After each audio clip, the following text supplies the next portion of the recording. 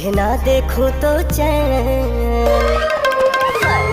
तुझे ना देखूं तो चैन मुझे आता नहीं है। एक तेरे नमस्ते प्रणाम। तो finally power star Pawan Singh के गाने तुझे ना देखूं तो चैन आता नहीं, इस गाने का पोस्टर आ चुके हैं। जी हाँ दोस्तों, आप सही सुन रहे हो। इस गाने को टिप्स भोजपुरी यूट्यूब चैनल पे रिलीज किया जाएगा। बात करें इस गाने को गाए हैं तो पावर स्टार पवन सिंह और कल्पना पतवारी इस गाने को गाए हैं और म्यूजिक दिया है प्रियांशु सिंह और लिरिक्स दिया है रोशन सिंह विश्वास। जी हाँ दोस्तों, इस गाने को टिप्स भोजपुरी यूट्यूब चैनल पर रिलीज किया जाएगा 3 से 4 रोज के अंदर। जी हाँ दोस्तों, आप लोग सही सुन रहे हो। इस गाने का पोस्टर आ चुका है। फिर से धमाल करेंगे पावर स्टार पवन सिंह। बताया जा रहा है कि इस गाने को बहुत ही शानदार तरीकों से बनाया गया है। जी हाँ दोस्तों, इस गाने को आप 3 से 4 रोज के अंदर देख सकते हो टिप्स भोजपुरी यूट्यूब चैनल पे।